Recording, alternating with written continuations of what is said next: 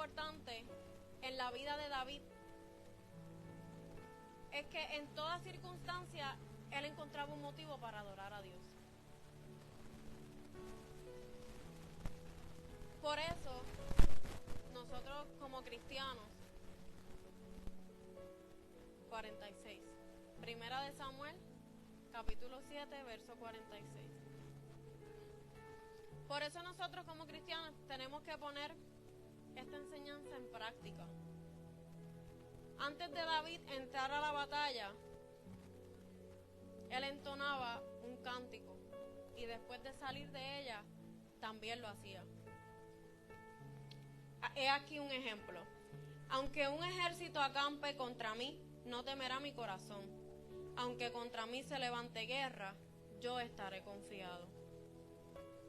David sabía en el que él entrara a la batalla, él iba a estar por Dios. ¿Y saben por qué? Esto, mientras yo estaba preparando este mensaje, y qué bueno, porque esto nos permite buscar más en la palabra, estudiarla y aprender. Cuando yo estaba buscando,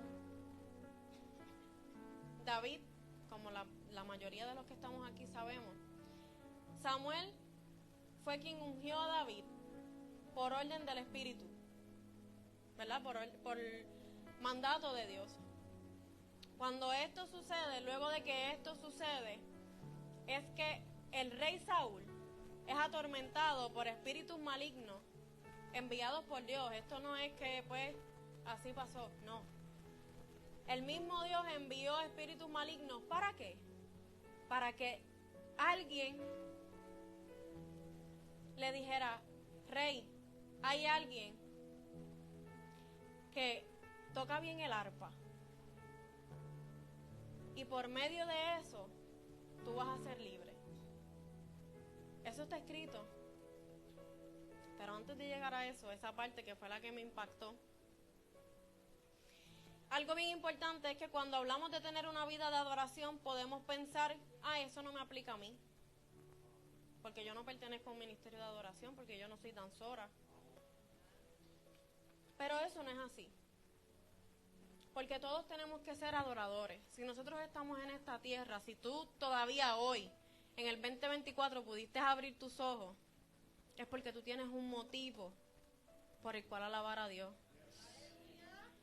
Un adorador es una persona que se acerca a Dios y descubre quién es Él en la intimidad. Es por eso que hoy quiero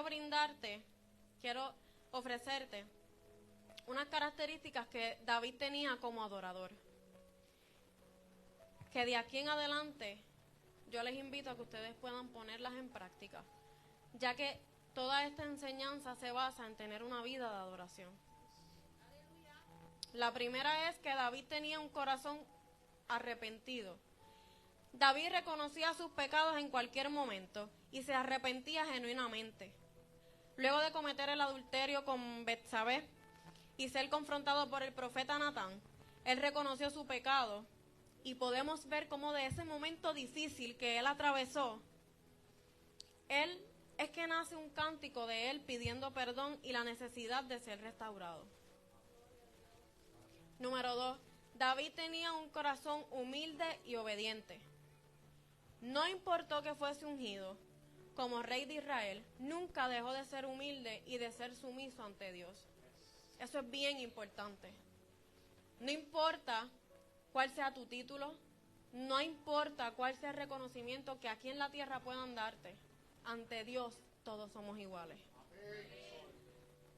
Y ante Dios, la adoración tuya, la adoración de Zulma, la adoración de José, la adoración de Margarita, la adoración de Heidi, la adoración de Camila, es la misma delante de Dios, porque Dios no tiene preferencias con nadie. Cuando David tuvo la oportunidad de matar a Saúl, quien lo perseguía, él prefirió confiar en Dios y ser obediente a sus promesas. Es por eso que una de las características importantes es que tenemos que ser humildes y tenemos que ser obedientes ante la palabra de Dios. Y algo sumamente importante es tener temor de Él. Porque no es lo mismo tenerle temor, tenerle miedo a algo, porque me pueda causar daño, a tenerle temor, a tener temor de Él. Porque cuando nosotros podemos reconocer y tener temor de Él, nosotros estamos reconociendo que hay alguien que gobierna nuestra vida, que ya habló, que ya decretó, que dio palabra desde el vientre de nuestra madre, y que esa palabra se tiene que cumplir. Número 3. David tenía un corazón confiado y valiente. Enfrentó desafíos y peligros, como enfrentarse a Goliat. Pero eso no fue motivo para acobardarse, sino que fue un motivo suficiente para demostrar que hay un Dios que cuida de él. Número 4. David tenía un corazón de adorador. David tocaba el arpa y era conocido por su profunda adoración. Escribió salmos que expresaban su amor, su gratitud y reverencia, o sea, su humillación ante Dios. Y aquí quiero hacer un paréntesis.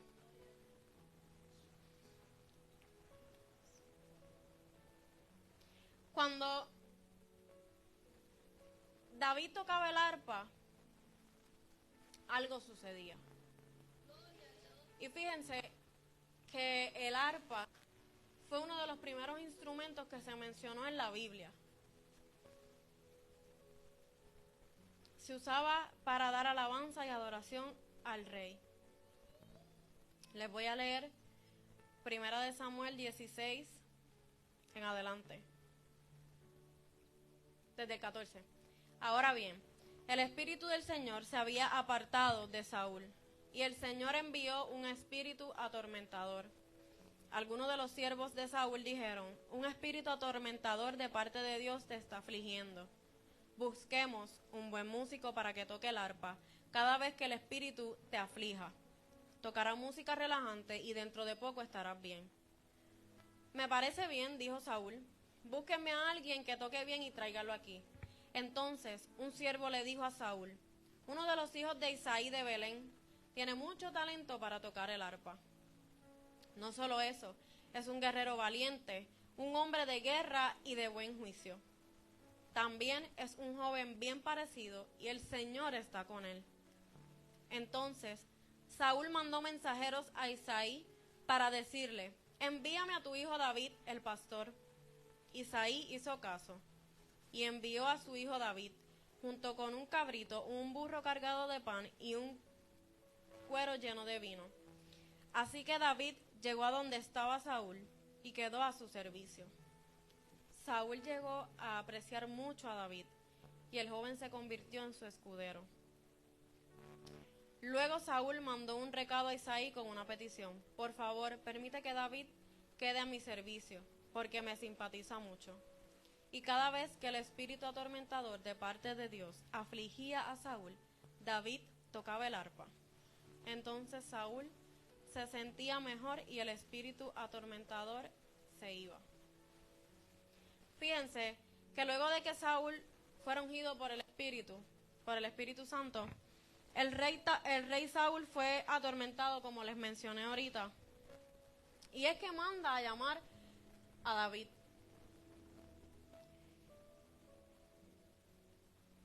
Yo estuve buscando información y en la Biblia lo que más mencionaban era el arpa, la lira y la cítara o la citara.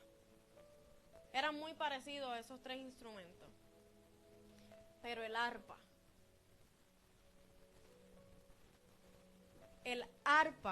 más allá de ser un instrumento, fuera el primero o no fuera el primero, David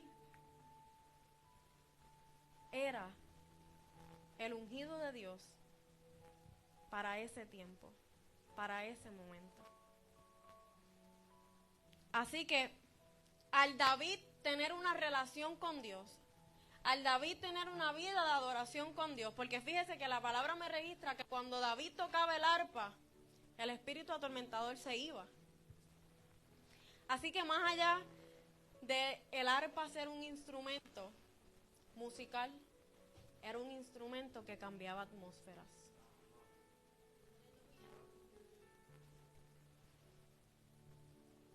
David llegó delante del rey Saúl como un adorador. David fue el encargado de cambiar la atmósfera en ese momento. Así que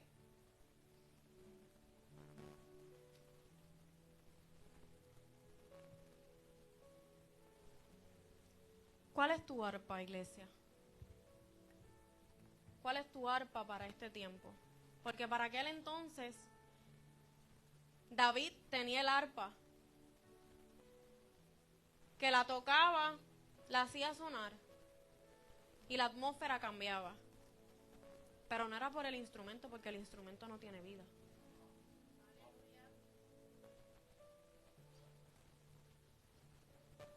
La Biblia dice, Salmo 150, verso 6, si no me equivoco, todo lo que respire y habite en la tierra, que alabe al Señor. Lo que estaba adorando, lo que estaba cambiando atmósfera en ese tiempo, era el corazón, era la adoración que David estaba teniendo y estaba entonando en ese momento. Así que, iglesia, yo te pregunto en esta noche, ¿cuál es tu arpa para este tiempo? ¿Será cantar? ¿Será danzar? ¿Será tocar un instrumento? Pero vuelvo y les digo, no es el instrumento. Es todo lo que tú haces en la intimidad. Es todo lo que tú haces cuando tú cierras la puerta. Puedes cerrar tus ojos, rendirte delante de Él. ¿O ustedes creen que eso no era lo que hacía David? Cuando escribía, cuando entonaba todas esas alabanzas. En momentos de aflicción, en momentos de alegría, en momentos de tristeza, en momentos en los que él, como ser humano, pecó.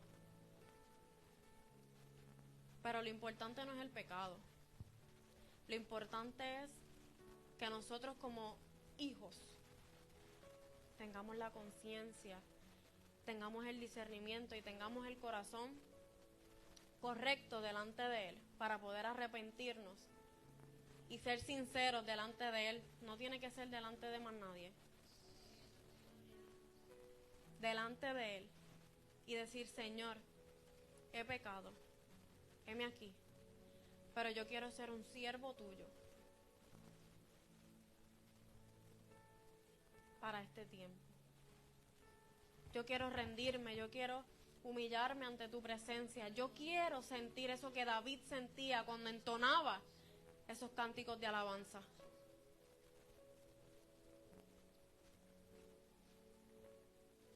Porque fíjese que más allá de ser un instrumento, no me dice, la Biblia no me registra que porque otro amo tocara el arpa, los espíritus atormentadores salían. Era cuando David tocaba el arpa.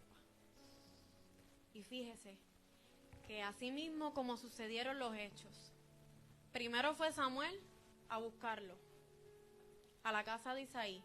Vengo a buscar a uno de tus hijos porque tengo que ungirlo como el rey de Israel.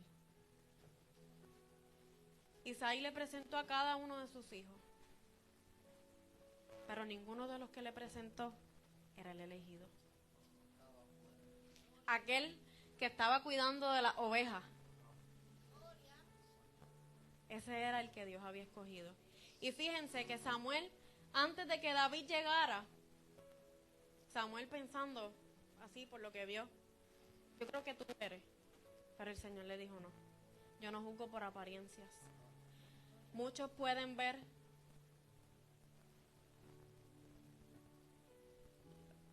por afuera, pero yo miro el corazón.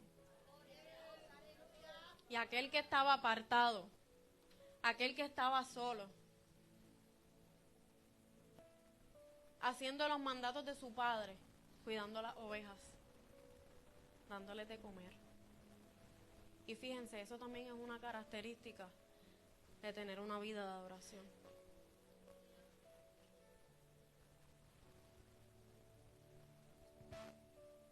Por eso, iglesia, yo te pregunto en esta noche. Ya yo terminé. Ya. El próximo jueves seguimos.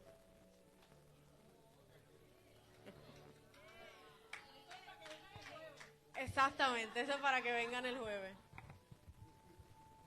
¿Cuál es tu arpa para este tiempo? No es solamente cantar, no es solamente danzar. David fue un siervo durante mucho tiempo, pero a través del servicio él adoraba. ¿Cómo? Pruébamelo, te lo acabo de decir. David pasó de ser un pastor de ovejas, ungido por Dios, a ser el escudero del rey Saúl, para cambiar la atmósfera de ese lugar y luego el poder ser el rey. Porque David no podía reinar en esa atmósfera, en ese ambiente. Él tenía que primero cambiar la atmósfera para entonces luego el poder entrar. Pero el primero fue un siervo. El primero sirvió al rey Saúl con un corazón agradecido. De igual manera, a él no le importó tener que empezar de abajo, que mucho nos cuesta eso, ¿verdad? En lo que sea, en el trabajo, cuando queremos emprender nuestro negocio, en la iglesia. Hay muchas personas, hay muchos hombres y mujeres que quieren lo fácil. ¿Pero por qué? Si David empezó desde abajo.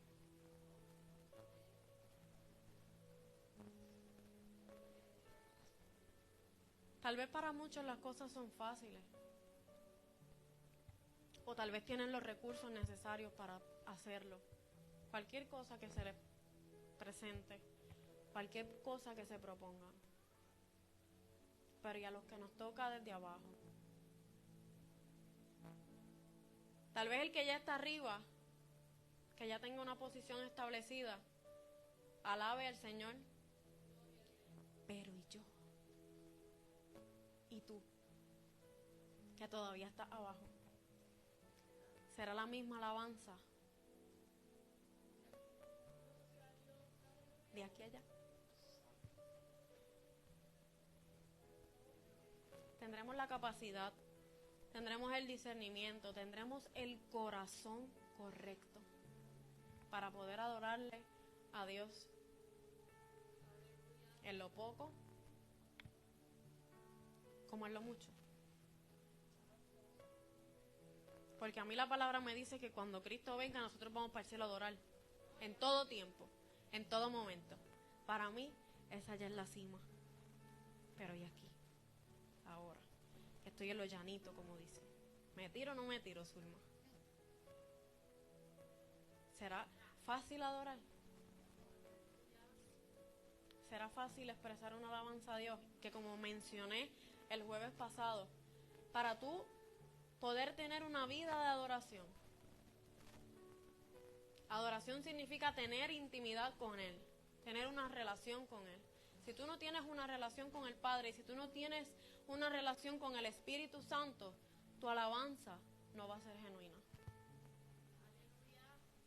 Tu alabanza no va a ser genuina. ¿Por qué? Porque la alabanza es la manifestación de la adoración.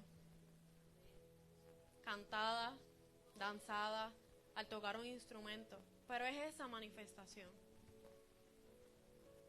Si tú no tienes esa relación con el Espíritu, créeme que tu alabanza va a ser de los dientes para afuera. Señor, yo te doy gracias por este día. Padre, gracias.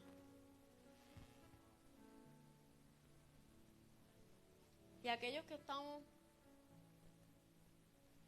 un poco capacitados, sabemos que lo más importante de esto no es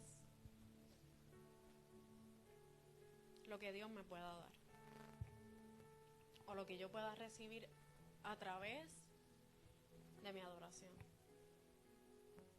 Aquí lo más importante es que durante el proceso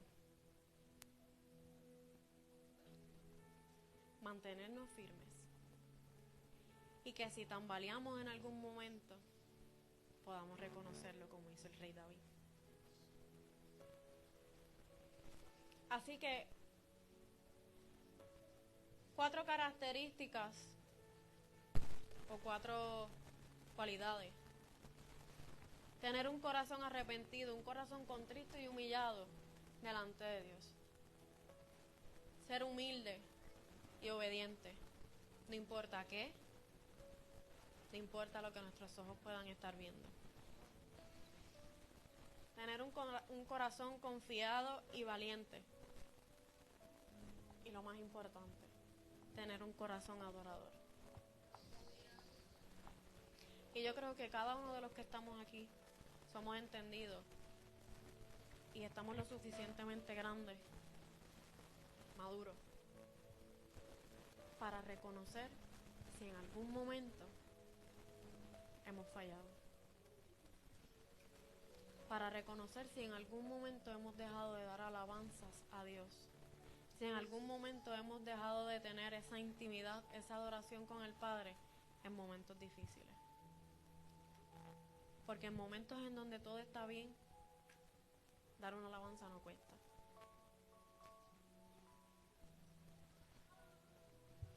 Donde cuesta y donde pica un poquito es cuando tenemos que dar una alabanza y durante todo el día no tuvimos para comer.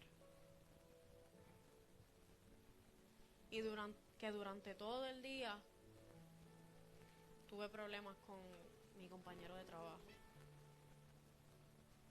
Que tengo problemas con mi vecino. Que tengo problemas con algún familiar. Y que tú dices, Dios mío, pero si yo te sirvo, si yo voy a la iglesia, si yo levanto las manos, cuando el pastor dice, levanta las manos y di un gloria a Dios. Pero es que no es solo eso. Eso va más allá. Eso es más profundo. ¿Cuántos quieren llegar a esa profundidad de Dios? El Señor tiene mucho para dar. El Señor tiene mucho para bendecirnos. Pero ¿y nosotros? ¿Cuánto tenemos para darle a Él? Nosotros venimos a la iglesia con las manos vacías o con las manos llenas. Tenemos que venir a la iglesia con las manos llenas. ¿Pero por qué? Si yo voy a la iglesia con las manos vacías para recibir.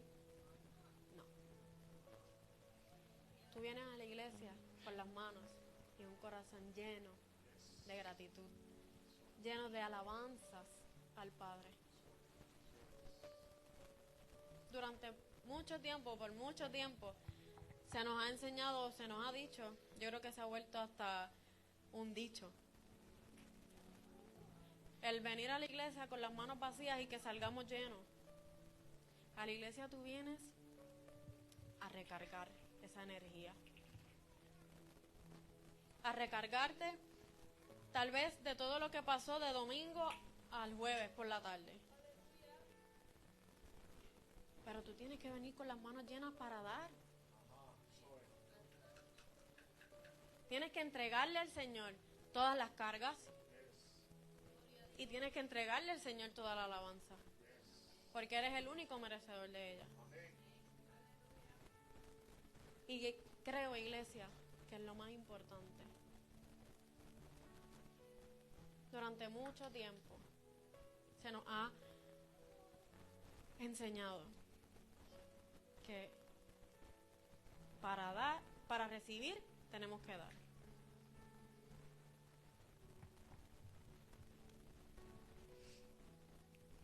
para recibir tenemos que dar. David era un cuidador de ovejas. Él no decidió, él no quería, probablemente, pensando yo acá, luego de haber leído ese capítulo. Probablemente él no quería ser ungido. Él pensó, no, mis hermanos tienen más capacidad que yo, están más preparados que yo, han dado más que yo no tengo la capacidad para hacerlo.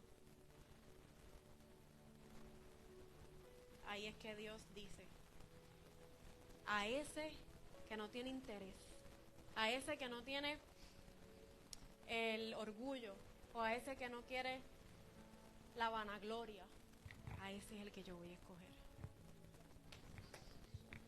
A ese es el que yo voy a ungir. Y así lo hizo Dios.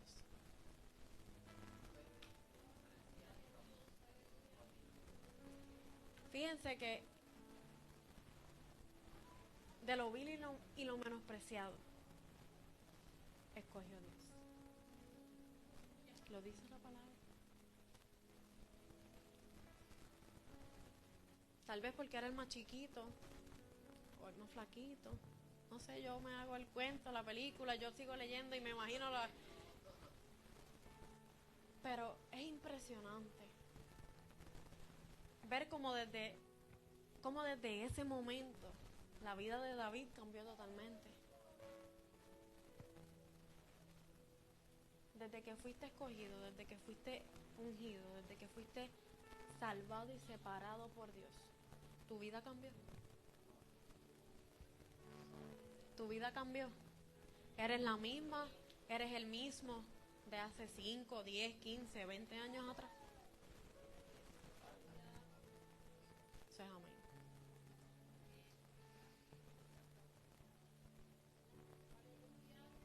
No importa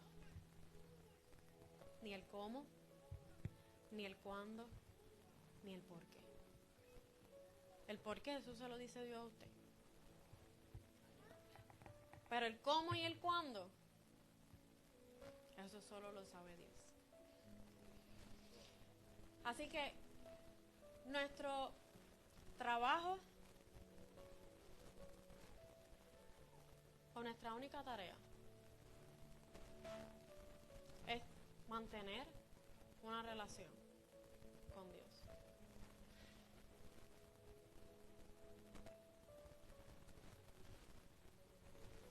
Porque si nosotros queremos ver cosas grandes en nuestra vida, que yo creo ya que muchos de los que estamos aquí han visto cosas maravillosas y aún tienen mucho por ver. Yo creo que este 2024 es tiempo de hacer una introspección. Siéntese con una taza de café, una libreta, como si usted estuviera escribiendo las metas para el 2024. Usted se sienta tranquilo, se toma su tiempo. ¿Qué hice mal? ¿En qué fallé? ¿Qué cosas tengo que mejorar? ¿Hacia dónde voy este 2024? Olvídese de sus metas profesionales o sus metas seculares. Enfóquese en sus metas ministeriales.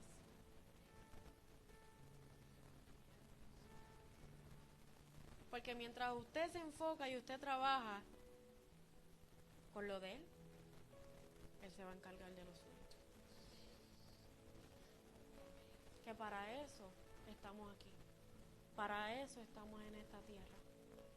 Porque todavía quedan unos cuantos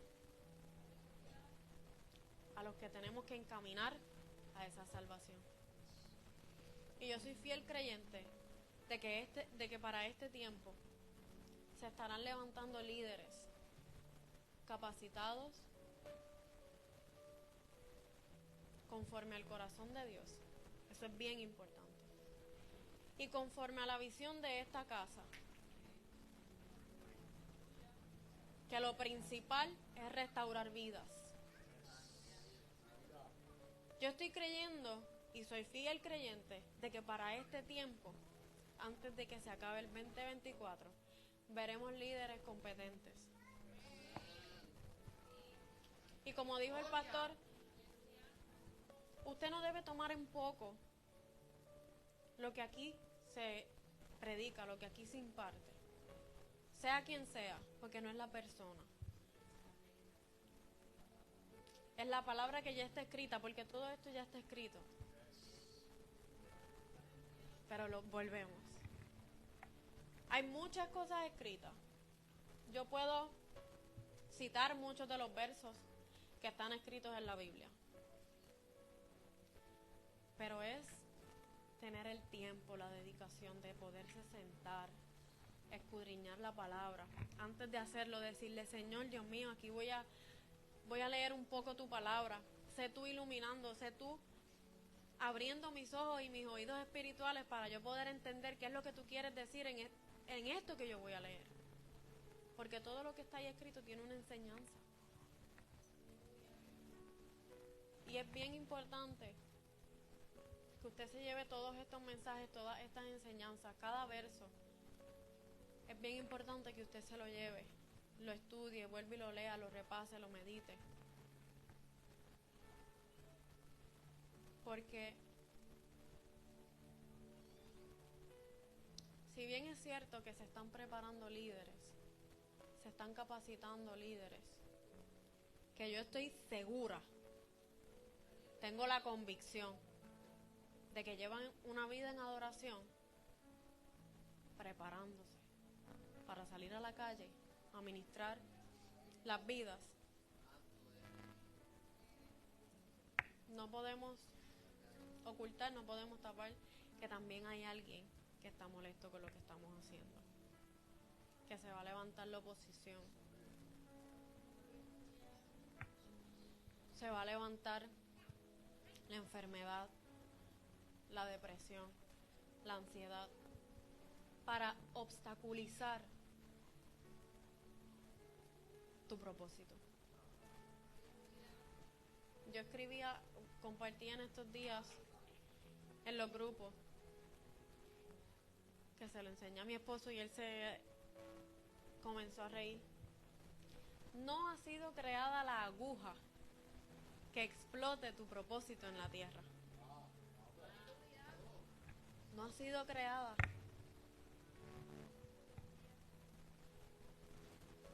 Yami, no te fíes.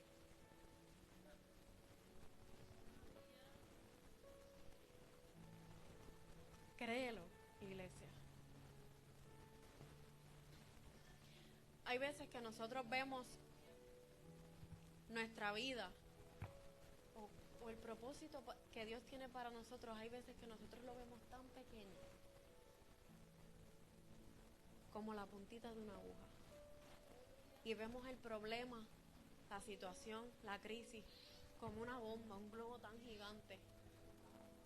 Y debería ser al revés. Los problemas, la dificultad, la enfermedad, eso tiene que ser lo más mínimo.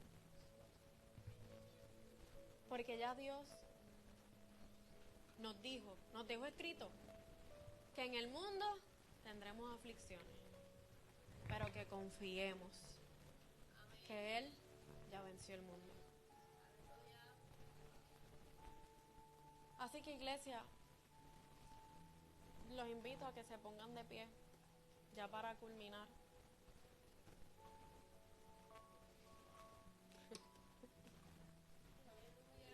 Eso para que venga el jueves que viene.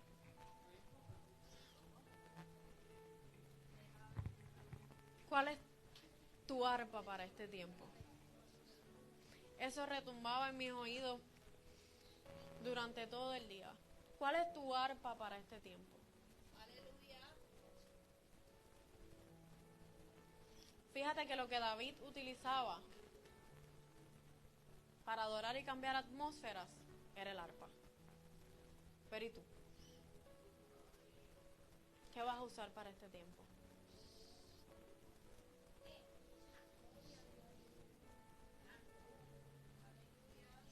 Y no tienes que ser un cantante que cante bonito, porque eso no es lo que está buscando Dios. Dios está buscando para este tiempo adoradores en espíritu y en verdad. No que canten bonito, no que dancen bonito. El Señor está buscando para este tiempo quienes le adoren desde el corazón. Quienes reconociendo y sabiendo la verdad que está escrita, puedan adorarle, puedan servirle sin ninguna preocupación.